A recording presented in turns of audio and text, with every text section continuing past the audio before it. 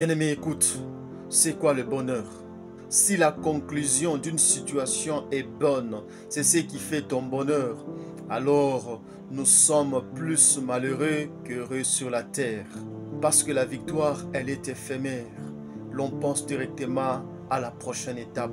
Mais le parcours vers la victoire semble toujours plus long que la victoire.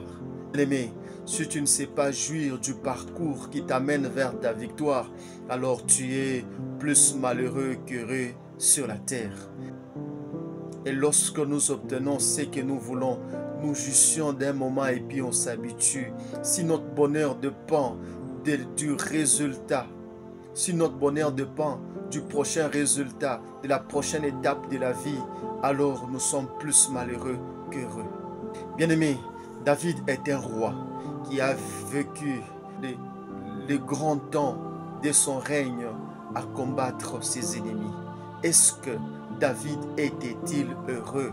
Bien-aimé, la Bible dit ceci: David a été chassé du pouvoir par son fils Absalom. Les hommes forts ont suivi David. Pendant que David était en train de partir dans la forêt, il y a eu un homme qu'on appelait Shimei.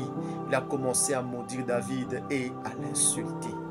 Bien-aimé, David a dit à ses soldats de ne rien faire. Il a dit: il faut les laisser, nous devons partir. Peut-être Dieu aura pitié de moi. Est-ce que David était un homme heureux malgré la situation qui semblait être dure? Malgré un autre parcours s'ouvrir à lui pour reconquérir les pouvoirs. Bien-aimé, un homme frustré, lorsque tu viens le déranger, il peut te blesser. Un homme frustré, lorsque tu le déranges, il peut mal te répondre. Un homme frustré, lorsque tu lui demandes, il ne peut pas te donner. Mais David, il pouvait dire à un seul de ses soldats d'abattre Shimei qui était en train de l'insulter. Mais David a dit: ne lui faites rien du tout. David était un homme qui vivait dans l'espoir.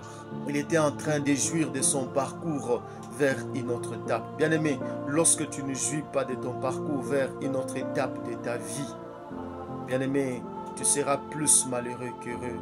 Parce que le parcours, il est un peu long par rapport à la victoire. La victoire, lorsque on l'a, on s'habitue et puis on pense à la prochaine étape.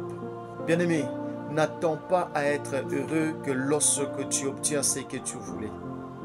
N'attends pas à être heureux lorsque c'est la fin du mois pour avoir ton salaire. Sois heureux pendant tous les mois, parce que tous ceux qui viendront à toi vont contribuer à ton bonheur. Ton salaire va contribuer à ton bonheur.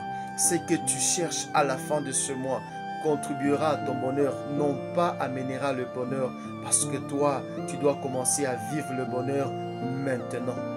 Bien-aimé, celui qui vit dans l'espoir, celui qui vit dans la grâce de Dieu, c'est un homme qui apprécie son parcours vers une prochaine étape de sa vie. C'est un homme qui est heureux pour toujours.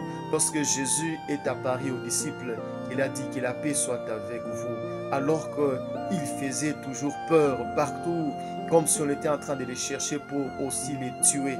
Mais il leur a dit: soyez en paix, jusqu'à ce que je reviendrai. Bien-aimé, c'est-à-dire pendant tout leur parcours, ils devaient être heureux. Quand Jésus est revenu, il a contribué à ce bonheur-là. Bien-aimé, les hommes qui sont autour de toi, les choses qui sont autour de toi ne doivent pas constituer ton bonheur, doivent seulement contribuer à ton bonheur.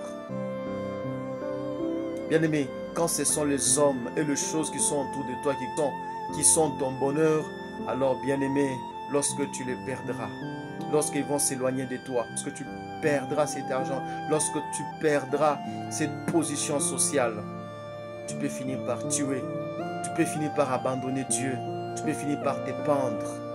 Parce que toi, la bonne circonstance, c'est ça ton bonheur. Bien-aimé, Jésus-Christ est notre bonheur. Et il gardera tout ce qui contribue à notre bonheur. Il gardera les hommes et les choses qui contribuent à notre bonheur. Si d'abord nous disons que Jésus-Christ est notre bonheur, quand il est notre bonheur, nous jouissons maintenant notre parcours jusqu'à avoir des hommes et des histoires qui vont contribuer à notre bonheur. Que Dieu vous bénisse. Amen.